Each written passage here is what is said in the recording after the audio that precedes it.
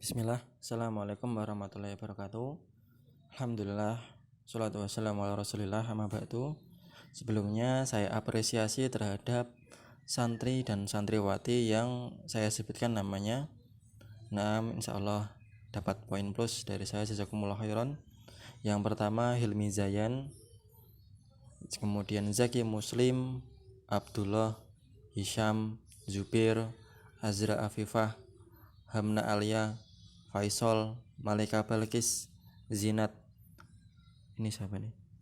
Asma, Irsyada, Mumtaz, Afiah Brilian, Maritza, Hanifah, Zahira Najwa, Anissa Yasila Rohima, Hayudiyah,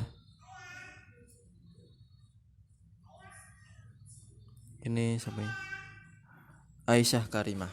Nah, ada 19 anak yang sudah mengirimkan tugasnya tepat waktu. Alhamdulillah, jazakumullah khairan. Saya sangat menyayangkan sekali yang kemarin masuk offline, online hilang lagi. Husni kemana ini? Husni, Abdullah, Abdurrahman, si Aam kemana? Tidak ada juga. Aska tidak ada. Terus kemudian Fauzi tidak ada. Jangan main game terus kamu, ya. Hilang kamu main game, tak doain rusak game. Terus habis itu Lutfi juga nggak ada, sama Hudzaifah juga nggak ada. Hudzaifah besok Kamis ketemu Ana ya. Nanti antum kalau nggak bisa komplain online, komplain offline. Nanti insya Allah ketemu Ana ya di Masjid Al Umar. Nah, ya semoga yang lainnya mendengarkan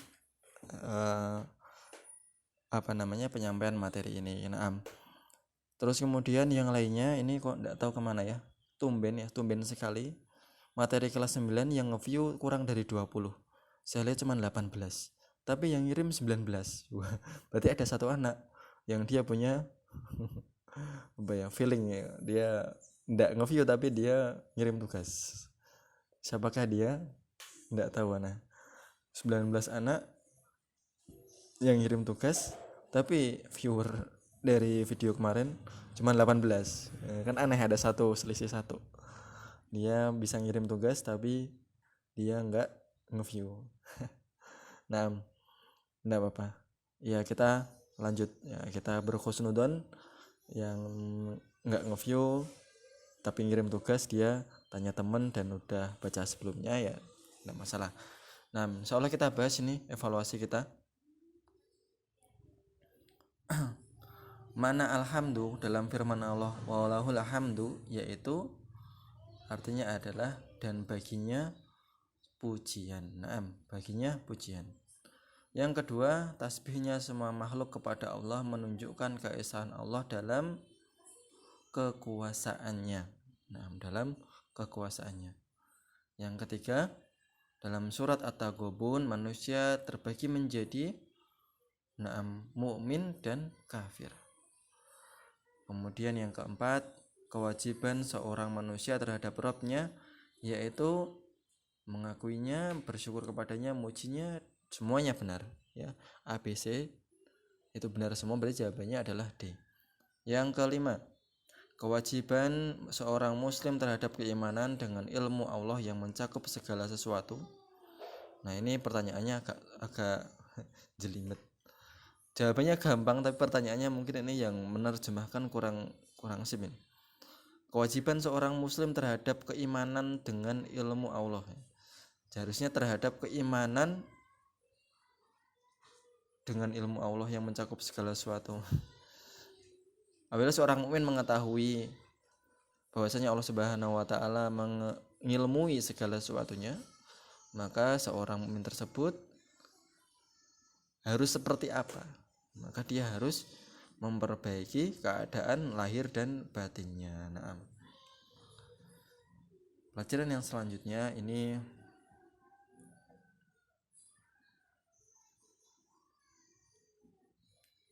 surat At-Taghabun ayat ke-5 dan ke-6.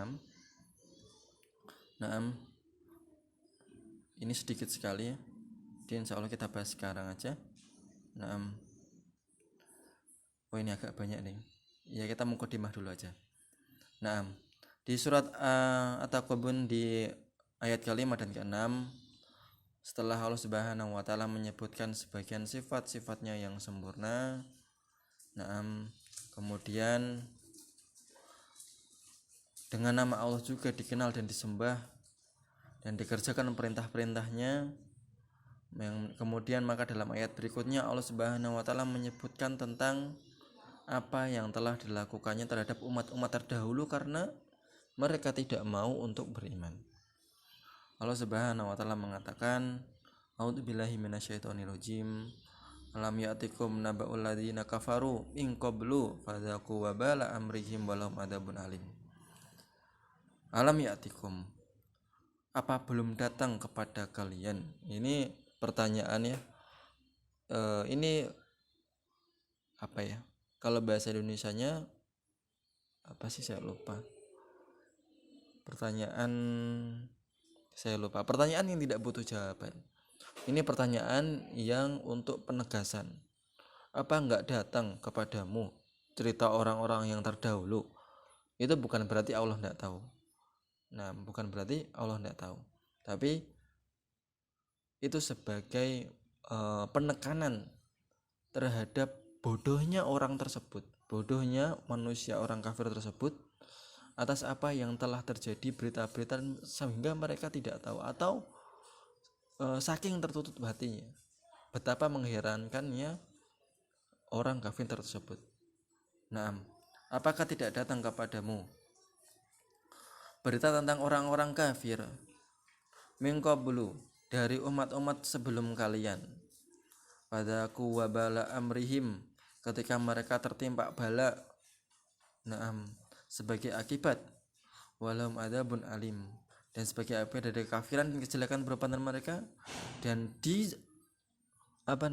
dunia mereka tertimpa musibah, tertimpa azab, di akhirat walahum adzabun alim, dan di akhirat mereka juga tertimpa musibah. Apa tidak datang, tidak diceritakan dari Muhammad SAW atas apa yang menimpa umat-umat terdahulu terhadap kalian wahai orang-orang musyrik?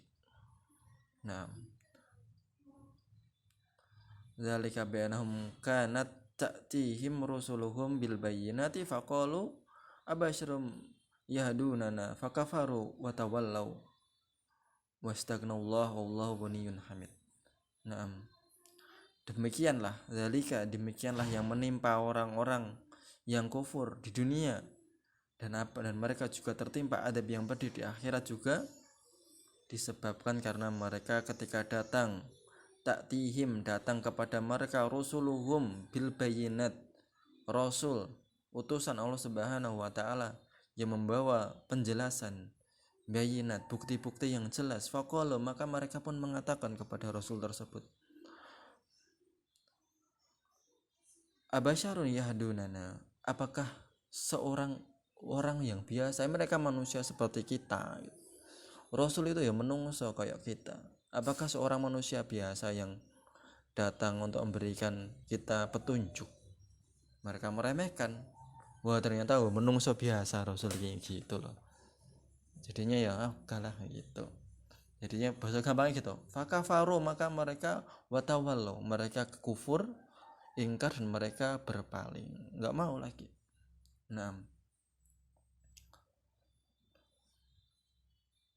Dan Allah Subhanahu wa taala Maha Kaya, baginya kekayaan yang sempurna dan mutlak.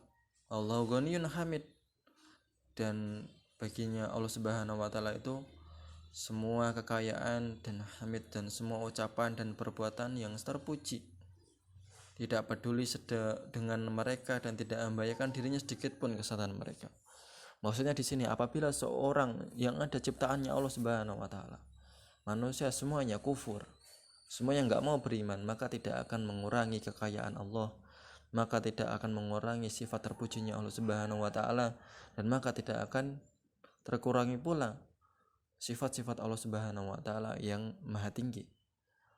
Dan sebaliknya, apabila seorang atau manusia di seluruh muka bumi ini semuanya beriman sebagaimana keimanannya Rasul SAW, maka keimanan tersebut tidak akan menambah pula kemuliaan Allah Subhanahu wa taala, karena Allah Subhanahu wa taala maha tinggi atas segala makhluknya, maha mulia di atas makhluknya. Nah, kita lanjutkan di pertemuan ke depan. Aku qouli hadza. Assalamualaikum warahmatullahi wabarakatuh.